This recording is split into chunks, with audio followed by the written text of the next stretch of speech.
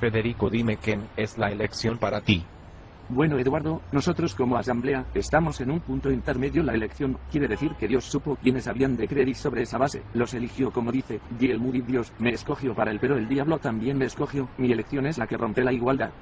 Esto realmente no sería escoger o elegir, Dios no nos estaría escogiendo, en cambio, nosotros estaríamos escogiéndolo a Él, y Él simplemente sabría esto. Más aún, el diablo, una criatura, estaría ubicado en un plano igual al de Dios. El testimonio consistente de la Escritura es que Dios es quien escoge, no nosotros. Lo vemos en Romanos 9, habla de una forma amplia del tema. Pero eso extingue la responsabilidad humana, y Dios sería injusto porque Él decidiría mi destino.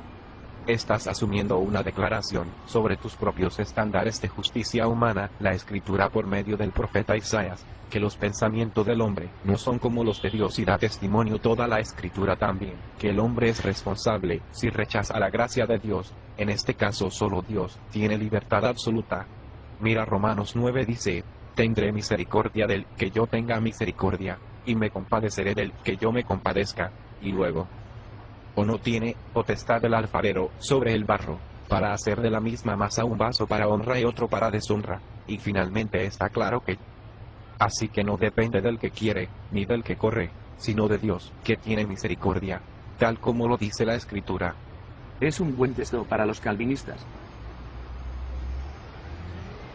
La elección es necesario debido a que somos pecadores totalmente depravados, es decir, con la incapacidad de hacer la voluntad de Dios. En otras no podemos escoger a Dios a menos que el primero nos escoja a nosotros. De hecho, los incrédulos están espiritualmente muertos hasta que el Espíritu de Dios los llama, es decir, no pueden responder a nada fuera del ámbito del pecado, como vemos en Efesios 2.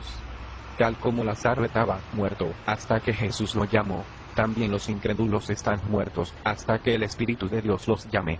Y justo como Lázaro no podía gloriarse de decir que Jesús no podría haberlo hecho sin él, tampoco nosotros podemos hacerlo.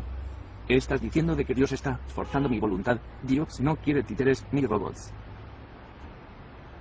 El proceso de elección, cómo se opera en nuestras propias vidas, no viola nuestra voluntad. Esto es la doctrina de la gracia irresistible. No significa coerción divina, como si Dios nos forzara a someternos a hacer su voluntad. En cambio, es una persuasión convincente. El diablo ha cegado los ojos del mundo, y una vez que nuestros ojos han sido iluminados por el Espíritu de Dios, vemos lo que Dios ha hecho por nosotros.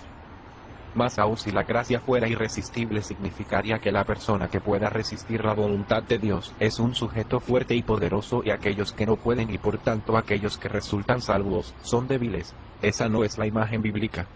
Mi hermano que salió como rebelde dice argumentos parecidos a los tuyos. Tienes que aprender a someterte a la visión de la asamblea.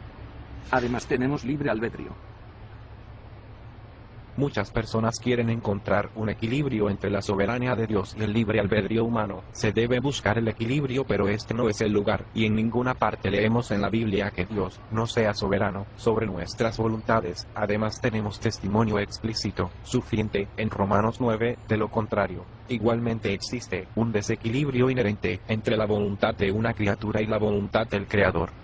¿Qué derecho tenemos para proclamar que estas dos son iguales? Dímelo, Federico. ¿Dónde quedó lo que nos enseña el pastor? Él dijo que toda sabiduría viene del púlpito y de los boletines del apóstol Mickey Basa. En que los atributos de Dios no pueden ser separados. Somete.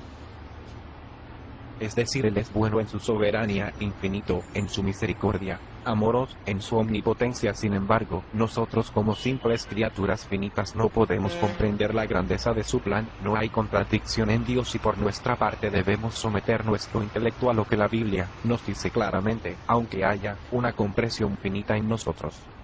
Falsas doctrinas.